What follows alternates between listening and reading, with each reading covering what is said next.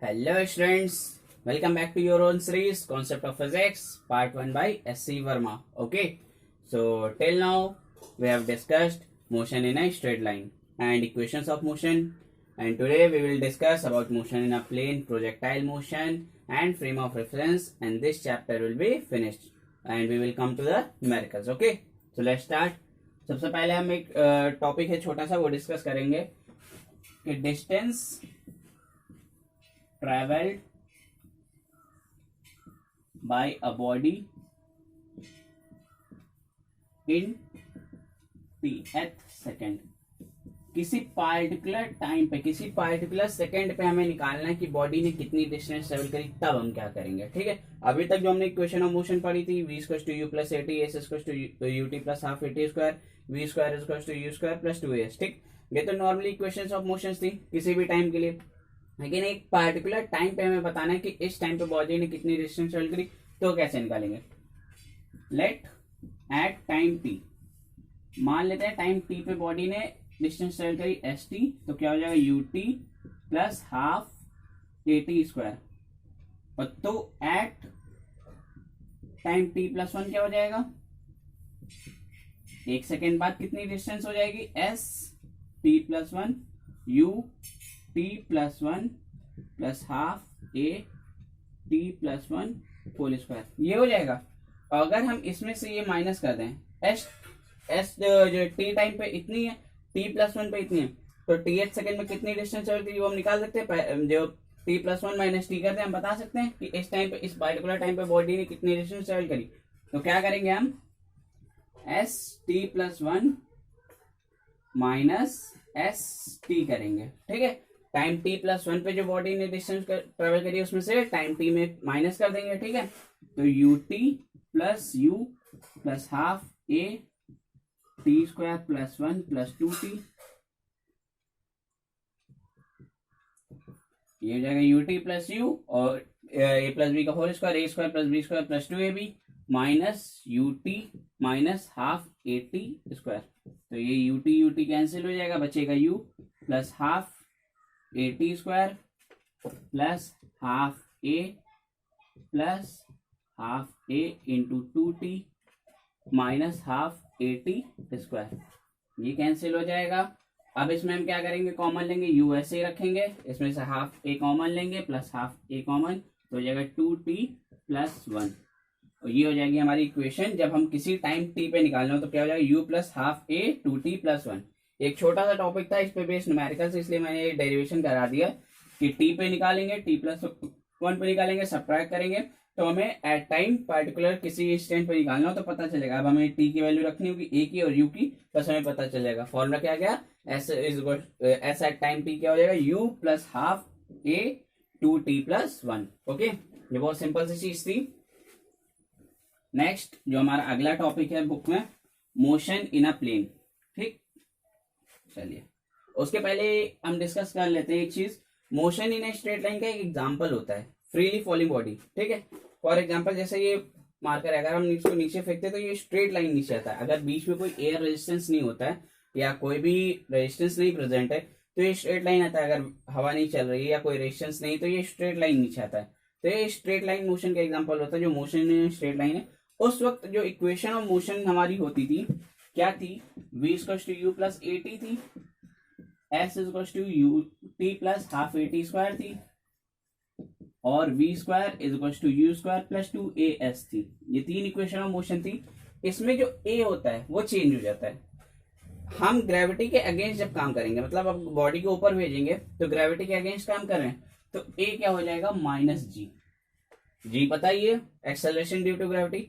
हमने ग्रेविटी के अगेंस्ट काम किया, ठीक, ये जब नीचे आया तो ग्रेविटी के साथ काम किया तो ये जी हो जाएगा. ठीक है, तो ये चीज होती है. तो जब हम अगेंस्ट ग्रेविटी काम करेंगे तो ए की जगह क्या लिखेंगे, जी, और जब अलॉन्ग विथ ग्रेविटी काम करेंगे, ग्रेविटी के साथ काम करेंगे तो ए की जगह जी लिखेंगे.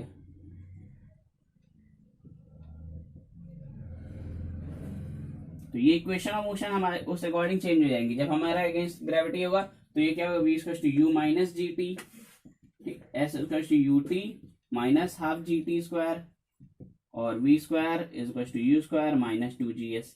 विद ग्रेविटी होगा तो फिर से वही एक या जी रख दोगे, u plus g t, u t plus half g t square, u square plus v square is two u square plus 2gh। ठीक, क्लियर। ये बहुत सिंपल सी चीज है। जब हम ग्रेविटी के अगेंस्ट काम करेंगे तो माइनस जी, ग्रेविटी के साथ काम करेंगे तो जी। ओके, चलिए अब बात करते हैं मोशन इन अ प्लेन पे। अगला टॉपिक जो है हमारा मोशन इन अ प्लेन।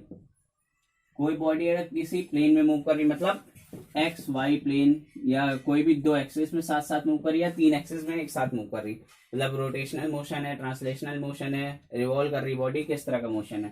ठीक, जैसे ये फॉर एग्जांपल ये एक्स और वाई एक्सिस है, बॉडी ने ऐसे ऐसे कुछ ट्रेवल किया। ठीक, क्लियर। एक्स एक्सिस में भी आगे बढ़ रही, वाई एक्सिस में, दोनों एक्सिस में आगे बढ़ रही है, मतलब एक्स में भी है वाई में भी, दोनों में मोशन हो रहा है। तो उस टाइम पे हमें जो इक्वेशंस निकालनी होंगी, जैसे एक्सेलरेशन की, वेलोसिटी की, या डिस्प्लेसमेंट की, तो हम कैसे निकालेंगे? हम क्या करेंगे, किसी भी दो पॉइंट के बीच में हमें निकालनी, तो हम क्या करेंगे, परपेंडिकुलर ड्रॉ करेंगे दोनों साइड। एक्स एक्सिस पे भी उस साइड परपेंडिकुलर ड्रॉ करेंगे और वाई एक्सिस पे भी। ओके, तो ये क्या हो जाएगा हमारा डेल्टा वाई, और ये हो जाएगा डेल्टा एक्स। ठीक, और delta Y upon delta x क्या बताएगा, हमारा जो स्लोप बताएगा इस टाइम पे। ठीक है, तो अब हमें क्या करना है, अगर हमें इक्वेशन ऑफ मोशन इस वक्त लिखनी है, एक्स एक्सिस में delta x direction, y axis में डेल्टा वाई डायरेक्शन, इस पार्टिकुलर जीरो से टाइम टी, मतलब मान लेते हैं ये टी और ये टी डैश सेकंड है। ठीक है, टी और टी प्राइम सेकंड के बीच में कितनी डिस्टेंस ट्रेवल करी, डेल्टा एक्स और डेल्टा वाई। अब इस वक्त हमें निकालना है इक्वेशंस ऑफ मोशन, या हमें रिलेशन फाइंड करना है। तो मान लेते हैं इतना डिस्प्लेसमेंट कितना है, आर। ठीक है, ये डिस्प्लेसमेंट आर मान लेते हैं। तो याद होगा जब वेक्टर हमने पढ़ाया था तो रिजल्टेंट को क्या लिखते थे, एक्स वेक्टर का कॉम्पोनेंट प्लस आई वेक्टर प्लस वाई वेक्टर का कॉम्पोनेंट वाई वेक्टर। ठीक है, ये डायरेक्शन क्या होती थी, आई वेक्टर से हम रिप्रेजेंट करते थे, ये जे वेक्टर से। ठीक, तो यहाँ पे अगर मान लेते आर होगा, डेल्टा आर डिस्प्लेसमेंट है, तो डेल्टा एक्स आई वेक्टर प्लस डेल्टा वाई जे वेक्टर हो जाएगा। ठीक, ये हो जाएगा हमारा डिस्प्लेसमेंट एक्स और वाई दोनों डायरेक्शन में। फिर अगर हमें वेलोसिटी निकालनी तो डेल्टा आर को किससे डिफरेंशिएट कर देंगे, डेल्टा टी से डिवाइड कर देंगे। ओके, तो delta Y upon delta T जे वेक्टर, और इसको क्या लिख दोगे, डेल्टा वी। अब ये एक्स कॉम्पोनेंट है, V of X component, X component का जो वी का एक्स कॉम्पोनेंट, फिर डेल्टा वी वाई कॉम्पोनेंट। ठीक है, वेलोसिटी का एक्स कॉम्पोनेंट प्लस वेलोसिटी का वाई कॉम्पोनेंट। ठीक, ये हो गई हमारी एवरेज वेलोसिटी। अब हमें इंस्टेंटेनियस निकली तो क्या होगा, ये delta T tends to zero, तो इसको क्या लिख सकते हो, V X I plus V Y J. ठीक, क्लियर। इसी तरह से एक्सेलरेशन लिखना हो तो डेल्टा ए क्या होगा, डेल्टा ए हो जाएगा हमारा, अगर हम वेलोसिटी को डिवाइड कर देंगे तो delta v x by delta t i vector plus delta we y by delta T J vector. Velocity को ये टाइम के रेस्पेक्ट में ये change in velocity upon time क्या होता है हमारा, एक्सेलरेशन। तो ये क्या हो जाएगा, delta A X I plus delta A Y J vector. ये हो गया हमारा एवरेज वेलोसिटी। इंस्टेंटेनियस लिखनी है तो A vector average acceleration, instantaneous acceleration लिखना है तो क्या हो जाएगा, A X I plus A Y J. ठीक, और ये वेक्टर क्वांटिटी है सारी हमारी, एक्सेलरेशन और वेलोसिटी ये सारी क्या होती है, वेक्टर क्वांटिटी होती है। ठीक है, क्लियर। डिस्प्लेसमेंट, एक्सेलरेशन, वेलोसिटी ये सारी क्या होती है, वेक्टर क्वांटिटी के ऊपर वेक्टर हम डिनोट कर देते हैं। तो इस तरह से ये समझ में आ गया। तो अब हम क्या कर सकते हैं, अपने जो भी एक्स और वाई कॉम्पोनेंट है उसको अलग अलग ब्रेक कर सकते हैं। तो इक्वेशन ऑफ मोशन इसके लिए जब लिखनी होती है, मोशन इन अ प्लेन के लिए, तो हम इक्वेशन ऑफ मोशन भी अलग अलग लिख सकते हैं। ठीक है, कैसे, मान लीजिए हमें यू की लिखनी तो u x equal to v x plus a x t. ठीक, एस एक्स के लिए लिखना है तो ये u x t plus half a x t square, u v x square equal to u x square plus two a x s x. ठीक, similarly y component के लिए लिखनी है तो u y equal to v y plus A y t, s y equal to u y t plus half a y t square, v y square equal to u y square plus two a y s y. ठीक, तो ये हम क्या कर सकते हैं, अपनी जो equation motion in a plane में जो है उसको हम क्या कर सकते हैं, motion in a straight line में कन्वर्ट कर सकते हैं। बस उनके हमें जो कॉम्पोनेंट्स है वो अलग अलग ब्रेक करने होंगे। जैसा कि हम वेक्टर में कर रहे थे, दो वेक्टर्स हैं, एक वेक्टर को रिजोल्व करना हो, सिंपल एक वेक्टर हो, इसको रिजोल्व करना हो तो एक्स कॉम्पोनेंट और वाई कॉम्पोनेंट में रिजोल्व कर सकते थे। इसी तरह से ये मोशन इन अ प्लेन है, उसको भी एक्स कॉम्पोनेंट और वाई कॉम्पोनेंट में रिजोल्व कर सकते हो। ठीक, मतलब मोशन इन अ प्लेन को motion in a straight line बना के हम सॉल्व कर सकते हैं। क्लियर? चलिए, अब नेक्स्ट जो मोशन इन अ प्लेन का एग्जांपल है प्रोजेक्टाइल मोशन, हम वो पढ़ेंगे। प्रोजेक्टाइल मोशन, इसकी एक इमेज इस वक्त आपकी स्क्रीन पे है, देख लीजिए। यही होता है प्रोजेक्टाइल मोशन, जब हम ये किसी भी बॉडी को प्रोजेक्ट करते हैं किसी एंगल थीटा पे। ठीक, कोई भी बॉडी हमने एक्स एक्सिस से प्रोजेक्ट करी किसी एंगल थीटा पे, तो उसकी डायरेक्शन कॉन्टिन्यूसली चेंज हो रही है। ठीक, तो इस तरह का मोशन क्या कहते हैं, प्रोजेक्टाइल मोशन। ठीक, यहाँ पे बनाते हैं।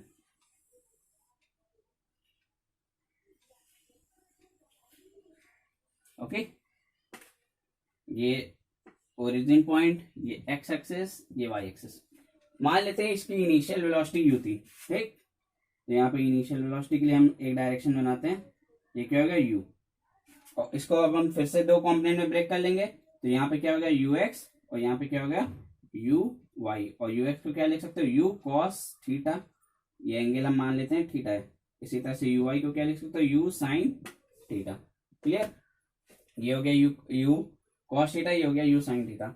ये हो गया हमारा मैक्सिमम पॉइंट पी। यहाँ पे क्या होगी, बॉडी की फाइनल वेलोसिटी। अब इसके बाद यहाँ पे अगर देखोगे किसी पॉइंट पे, तो फाइनल वेलोसिटी होगी वी एक्स वी वाई। यहाँ पे देखोगे तो वी एक्स वी वाई, हमारे वाई की डायरेक्शन चेंज हो जाएगी, यहाँ पे ऊपर होगी, यहाँ पे नीचे हो जाएगी, एक्स की डायरेक्शन सेम रहेगी। यहाँ पे देखोगे यहाँ पे भी वी एक्स वी वाई, ये सब हो जाएगा। इस पॉइंट पे क्या होगा, फाइनल पॉइंट पे आने के बाद हमारी वी वाई जीरो हो जाएगी, केवल बचेगा वी एक्स। ठीक, वी वाई क्या हो जाएगा जीरो, इस पॉइंट पे वी वाई हो जाएगा zero. Clear? Final velocity maximum point पे पहुंचने के बाद क्या हो जाती है, जीरो। ठीक, फिर से वहां से डी एक्सेलरेट होगी, बॉडी ऊपर जाएगी फिर नीचे आएगी। तो बॉडी जब ऊपर जाके मैक्सिमम हाइट पे पहुंचती है तो वहां पे रुक जाती है, तो वहां पे वेलोसिटी क्या हो जाती है, जीरो। फिर वहां से डी एक्सेलरेट होना शुरू होती है। ठीक, ओके। अब हमें इक्वेशन ऑफ मोशन इसके लिए बनानी है, या बताना है ये कैसा पाथ है, सर्कुलिक है, हाइपरबोलिक है, इलिप्स है कि पैराबोला है, क्या है वो बताना है। तो हमें इक्वेशंस इसके लिए भी ड्राइव करनी पड़ेंगी। अब देखिए, इसमें दो तरह के मोशन है, एक्स एक्सिस में भी मोशन हो रहा है, वाई एक्सिस में भी मोशन हो रहा है। हमें एक्स कॉम्पोनेंट अलग करना होगा, वाई कॉम्पोनेंट अलग करना होगा। एक्स एक्सिस में जो डिस्प्लेसमेंट होगा उसके लिए क्या होगा, हॉरिजॉन्टल वेलोसिटी इनटू टाइम। ये मान लेते हैं टाइम टी इसमें लगा है, जीरो से टाइम टी। ठीक, तो हॉरिजॉन्टल वेलोसिटी। क्लियर? ओके, तो देखिए जो हमारा हॉरिजॉन्टल डिस्प्लेसमेंट होगा, हॉरिजॉन्टल डिस्प्लेसमेंट, इसके लिए क्या करेंगे, हॉरिजॉन्टल वेलोसिटी क्या है, u cos थीटा, और टाइम लग रहा है t, तो क्या होगा यू टी cos थीटा आ जाएगा।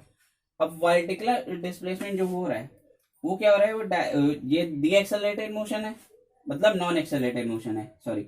ये एक्स एक्सिस में कोई एक्सेलरेशन इसमें नहीं हो रहा है, वाई एक्सिस में एक्सेलरेशन भी हो रहा है, डी एक्सेलरेशन भी हो रहा है। तो वाई एक्सिस में क्या लगेगी, इक्वेशन ऑफ मोशन लगेगी, s equal to u t plus half k t square. और यहाँ पे हम क्या कर रहे हैं, ग्रेविटी के अगेंस्ट काम कर रहे हैं, मतलब माइनस जी। ठीक, तो मान लेते हैं वाई एक्सिस में डिस्प्लेसमेंट वाई है, और u y t minus half g t square होगा। यू वाई क्या है, u sine theta, u sine theta t minus half g t square. Okay, यहां से ये इसको ले लेते हैं x, x equal to u cos theta t. यहां से टी क्या आ जाएगा, x upon u cos theta, ये यहां पे रख सकते हो। तो वाई क्या हो जाएगा, u sine theta x upon cos theta minus 1/2 g x square upon u square cos square theta. ये यू कैंसिल हो जाएगा, तो फाइनल इक्वेशन क्या आ जाएगी, x tan theta sine theta upon cos theta tan theta होता है minus 1/2 g x square upon u square cos square theta. अब यहाँ पे देखिए y किसके प्रोपोर्शनल है, एक्स स्क्वायर के, और इस तरह की जो भी इक्वेशंस होती है उनको बोलते हैं पैराबोलिक इक्वेशन, जहां पे y एक्स स्क्वायर के प्रोपोर्शनल होता है वो होता है पैराबोला। तो हमारा जो प्रोजेक्टाइल मोशन होता है वो कैसा होता है, पैराबोलिक मोशन होता है। क्लियर, ये चीज समझ में आ गई होगी सबको। प्रोजेक्टाइल मोशन के बारे में क्या करना है, हमें इनिशियल वेलोसिटी u लेनी है, इसको दो कंपोनेंट में ब्रेक करना है, u cos theta u sin theta. Final velocity जो मैक्सिमम पॉइंट है उस पर 0 हो जाएगी, फिर वो डीएक्सेलरेटेड मोशन करेगा, टाइम ले लेते हैं t। तो हम इक्वेशन ऑफ मोशन इस तरह से ड्राइव कर सकते हैं। तो ये आगे v x tan theta -1/2 g cos g x square upon g square cos square theta. ये चीज क्लियर होगी। अब हम इसमें जो भी क्या क्या निकालेंगे, फ्लाइट टाइम, कितने टाइम बॉडी हवा में रही, रेंज, ठीक, कितना रेंज उसने कवर किया, ठीक है, और टाइम ऑफ फ्लाइट कितना टाइम लगा, ठीक है, क्लियर, ओके। चलिए तो सबसे पहले निकालते हैं फ्लाइट टाइम, ठीक, फ्लाइट टाइम कितना कितना टाइम उसको लगा बॉडी को 0 से लेके t तक जाने में, ठीक। उसके लिए क्या करेंगे, अब हम इस वाली इक्वेशन ऑफ मोशन पे आते हैं अपनी। जब यहाँ पे बॉडी थी प्रोजेक्टाइल मोशन में, आपकी स्क्रीन पर इस वक्त है, जब 0 पॉइंट पे थी और t पॉइंट पे थी, तो जब वहां से 0 से लेके t तक आई तो t पे आने का तो उसका y कॉम्पोनेंट क्या हो गया, फिर से 0 हो गया, ठीक है। तो यहाँ पे अगर ये y कॉम्पोनेंट 0 रख दें तो u sin थीटा जो t -1/2 t स्क्वायर, ठीक। तो इससे t क्या आ जाएगा, 1/2 gt square u sin theta, ठीक। t कैंसिल हो जाएगा तो t क्या आ जाएगा, 2u sin theta upon g। ये होता है हमारा फ्लाइट टाइम, ओके, क्लियर। कितने टाइम बॉडी हवा में रही वो क्या होगा, 2u sin theta upon g। इसको किसी किसी बुक में कैपिटल T से भी लिखते हैं, ओके। चलिए अब हम बात करते हैं, ये हो गया फ्लाइट टाइम। रेंज, कितनी रेंज बॉडी ने कवर करी, रेंज ऑफ बॉडी, जो हमारी बॉडी हमने प्रोजेक्ट करी थी उसकी रेंज कितनी थी। रेंज क्या होगा, एक्स एक्सिस ना, एक्स एक्सिस में कितना ट्रेवल करी, तो रेंज निकालनी है, एक्स एक्सिस का निकालना है। तो अभी हमने जो हॉरिजॉन्टल वेलोसिटी का फॉर्मूला एक्स के लिए क्या लिखा था, ux इंटू टी, और ux क्या था, u cos थीटा, t की वैल्यू हमने क्या निकाली, 2u sin theta upon g, yes यही निकाली। और x यहाँ पे जो रेंज होता है उसको डिनोट करते हैं r से, तो x की हम क्या लिख सकते हैं, r यहाँ पे क्या आ जाएगा, 2u square sine theta cos theta upon g, और 2 sine theta cos theta maths वालों को पता होगा, साइन 2 थीटा क्या होता है, 2 साइन थीटा कॉस थीटा, यहाँ पे लिख दिया। u स्क्वायर क्या होगा, वैसे ही रहेगा, साइन 2 थीटा अपॉन g। ये हो गई हमारी रेंज, रेंज निकाल लिया हमने, ठीक है, फ्लाइट टाइम निकाल लिया। अब हमें बात बस बचा क्या है, एक हाइट, कितनी हाइट उसने मैक्सिमम अटेंड करी है, हाइट उसकी मैक्सिमम कितनी अटेंड करी है। अब जो मैक्सिमम हाइट जब अटेंड करी थी तो जो फाइनल वेलोसिटी क्या थी, वो 0 हो गई थी। इक्वेशन ऑफ मोशन पे फिर से आते हैं, v square equals to u square minus 2gh, h मान लेते हैं हाइट उसने अटेंड करी थी प्रोजेक्टाइल मोशन में। फाइनल ये सब क्या होगा, vy स्क्वायर, क्योंकि सब हम क्या कर रहे हैं, y कॉम्पोनेंट में जा रहे हैं, ओके, क्लियर। अब ये क्या हो जाएगा, फाइनल वेलोसिटी y, वहां पे y कॉम्पोनेंट क्या हो गया था, 0, ये हो गया 0, और यू वाई क्या है, u sine theta whole square minus 2gh, तो 2gh क्या आ जाएगा, u square sine square theta, okay. तो h यहां से हाइट कितनी मैक्सिमम अटेन करेगा, u square sine square theta upon 2g। तो ये हो गई हमारी 3 इक्वेशंस। सबसे पहले फ्लाइट टाइम निकालना है, क्या करोगे, y equals to ut minus half gt square वाले में y को 0 रखोगे, क्योंकि उसमें जब पूरा ये बॉडी प्रोजेक्ट होके आएगी तो y कॉम्पोनेंट क्या हो जाएगा, 0। तो उससे हमारा टाइम क्या आ जाएगा, 2u sine theta upon g। Range निकालनी है, horizontal range x equals to ux t, उससे ux की वैल्यू रखोगे, u cos थीटा, और t की वैल्यू रखोगे, क्लियर। और इसी तरह से जब v square equals to u square minus 2gh वाला सॉल्व करोगे तो हम हाइट निकाल लेंगे। मतलब हमने तीनों इक्वेशन जो होती है हमारी प्रोजेक्टाइल मोशन में वो निकाल ली, क्लियर। इतना ही है प्रोजेक्टाइल मोशन में, उसके बाद इसके बेस न्यूमेरिकल्स, ओके। चलिए तो हमने प्रोजेक्टाइल मोशन कर लिया और मोशन इन अ प्लेन कर लिया, और हमने t एट टाइम पे निकाल लिया कि बॉडी कितना डिस्टेंस ट्रेवल करेगी, क्लियर। तो इस चैप्टर में अब देख लेते हैं और कुछ है कि नहीं।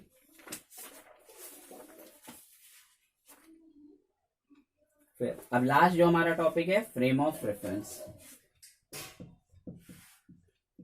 इस चैप्टर का लास्ट टॉपिक है फ्रेम ऑफ रेफरेंस।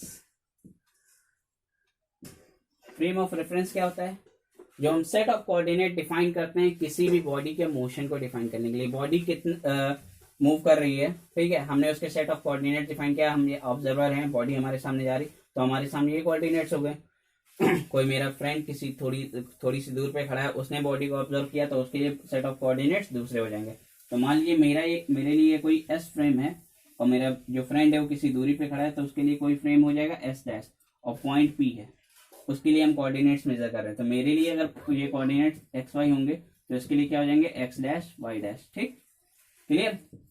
तो ये होता है हमारा फ्रेम ऑफ रेफरेंस। ठीक है, फ्रेम ऑफ रेफरेंस क्या बताते हैं हम कि हम बॉडी जो मेजर कर रहे हैं, ठीक है, वो या मेरे लिए जो सेट ऑफ कोऑर्डिनेट्स है और जो मेरे फ्रेंड के लिए सेट ऑफ कोऑर्डिनेट्स है, जरूरी नहीं वो सेम हो।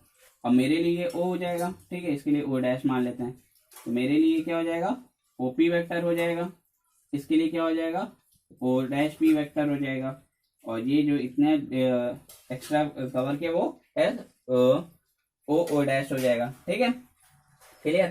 तो अब हमें ये ट्रायंगल ऑफ वेक्टर एडिशन से अगर लिखना उसको, तो ये ओपी वेक्टर क्या हो जाएगा मेरे लिए, वो क्या हो जाएगा OP vector equal to O dash vector plus OP O dash P vector हो जाएगा। ठीक, मान लेते हैं मेरे लिए डिस्टेंस आर है, पी एस, पी पॉइंट की एस फ्रेम के लिए, और यहाँ पे आर पी पॉइंट की एस डैश फ्रेम के लिए, यहाँ पे आर हो जाएगा ओ डैश के लिए। ठीक है, ओ डैश ओ के लिए, सॉरी। तो यहाँ पे इसको क्या लिख सकते हैं R P S equal to R of O dash O plus R of P S dash के लिए। ठीक, ये इस तरह से इसको डिफाइन कर सकते हैं। अब इसमें भी फिर से वही, अगर डिवाइड बाय टी करोगे तो वेलोसिटी आ जाएगी। ठीक है, velocity of body in frame of references, velocity of body in frame of references S dash, और इन दोनों के बीच में जो वेलोसिटी होगी एस और एस डैश, जो रिलेटिव वेलोसिटी से मूव करेंगे वो ये निकाल लोगे। ठीक, फिर इसके बाद अगर ये एक्सेलरेशन निकालना है तो उसको अगेन डिवाइड बाई टी करोगे। ये सब चीजें सिंपल सी हैं। ठीक, अब वो जो हमारा एक और चीज है, दो तरह के हमारे फ्रेम ऑफ रेफरेंस होते हैं, इनर्शियल और नॉन इनर्शियल। इनर्शियल क्या होता है?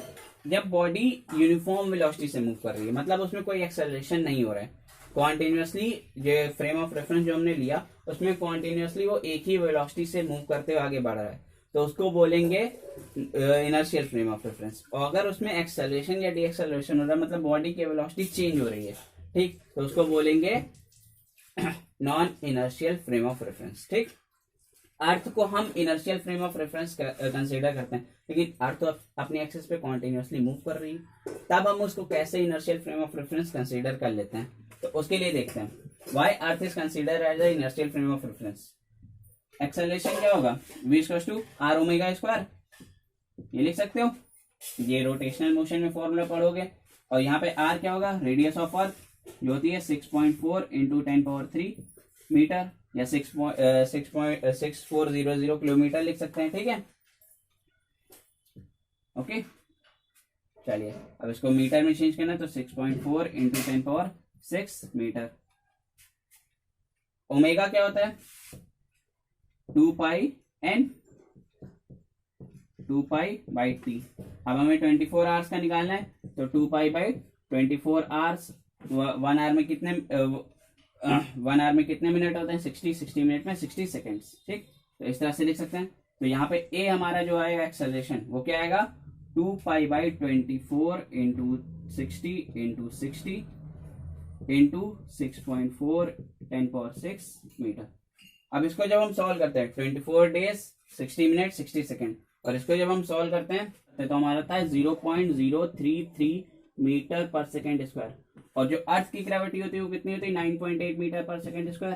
तो हम जो डेली लाइफ में एक्सेलरेशन फील कर रहे हैं वो कितना फील कर रहे हैं 9.8 मीटर पर सेकेंड स्क्वायर, और जो अर्थ हमारे ऊपर लगा रही है वो 0.33 है।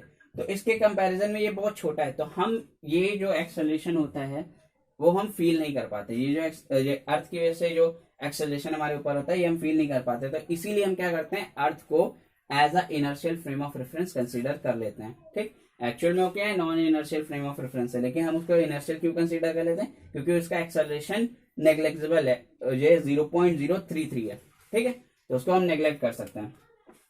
तो आज के लेक्चर में बस इतना ही। अब अगले लेक्चर से हम इसके न्यूमेरिकल्स सॉल्व करेंगे, जो भी 52 न्यूमेरिकल्स हैं वो सॉल्व करना शुरू करेंगे। और आज के लेक्चर में अगर कहीं पे कुछ नहीं समझ में आया हो या कुछ लगा हो कि ये स्किप हुआ है तो जरूर पूछ सकते हैं, कमेंट सेक्शन में पूछ सकते हैं, या ये टेलीग्राम इंस्टाग्राम कहीं पे भी पूछ सकते हैं। और अगर वीडियो पसंद आया हो और लगा हो कि हाँ तो दोस्तों तक शेयर करना चाहिए तो प्लीज शेयर करें, चैनल सब्सक्राइब करें, वीडियो लाइक करें और कमेंट सेक्शन में जरूर बताएं कि हम ये आज का लेक्चर कैसा लगा। Thank you so much.